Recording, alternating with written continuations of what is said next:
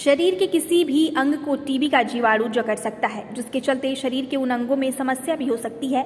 कई बार मरीज को टीबी होती है, लेकिन इलाज किसी और रोग का चलता रहता है। बाद में कहीं जाकर असल समस्या का पता चलता है, जिसमें टीबी के इलाज में देर होती है।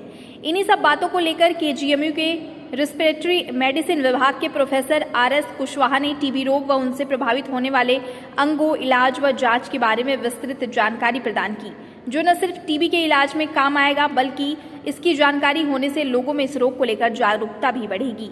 देखिए, मैं आपको बताना चाहूँगा कि जो टीबी का बैक्टीरिया है, ये ज़रूर है कि सांस के रास्ते वो पहुँचता है। पहले तो फेफड़े में जाता है और उसके आगे का जो वो फेफड़े में गया, वहाँ पे जो उसका इंटरेक्शन प्रतिरक्षा तंत्र से होता है, और जो प्रतिरक्षा कोशिकाएं हैं जैसे मैक्रोफाजेज, ये सब उनको बैक्टीरिया को चाहती हैं कि किल कर देना, लेकिन कई बार वो सफल नहीं होती हैं।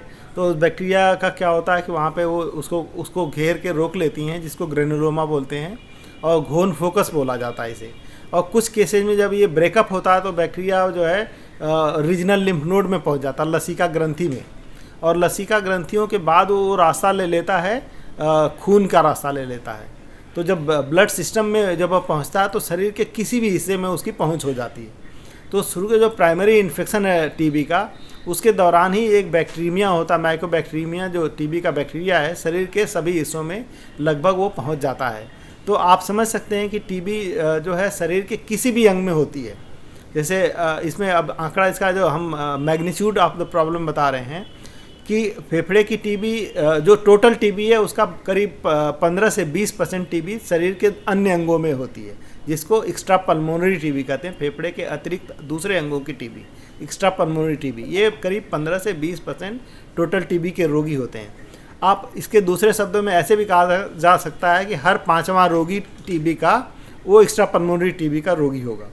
अब एक्स्ट्रा पल्मोनरी टीबी में हम आगे अब आपको बताना चाहेंगे कि इसमें करीब 40 से 50% एक्स्ट्रा पल्मोनरी के टीबी के रोगी जो लिम्फ नोड टीबी वाले होते हैं, लसिका ग्रंथियों की टीबी।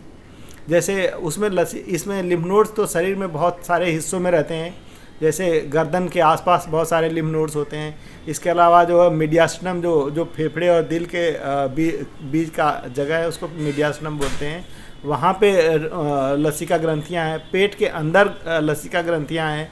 इसके अलावा जो है आर्मपिट्स हैं, ग्रोइन्स हैं, इन हिस्सों में है, बहुत सारे जगहों पे लिम्फ नोड्स पाए जाते हैं। तो ये बैक्टीरिया लिम्फ नोड्स को करीब समझ लिए 40 से 50% एक्स्ट्रा पल्मोनरी के टीबी के रोगी ये लिम्फ नोड टीबी होते हैं। इसके अलावा दूसरा सबसे बड़ा जो प्रोपोर्शन है वो फेफड़े के चारों ओर एक झिल्ली होती है, जिसे प्लूरा बोलते हैं। आपने अक्सर सुना होगा कि फेफड़े में पानी आ गया, मतलब एक्चुअली जो प्लूरल स्पेस है, जो प्लूरा है, उसके अंदर जब पानी आ जाता है या उसके अंदर जब टीबी होती है तो उसे प्लूरल टीबी कहते हैं। तो टोटल एक्स्ट्रा पल्मोनरी टीबी का 30% रोगी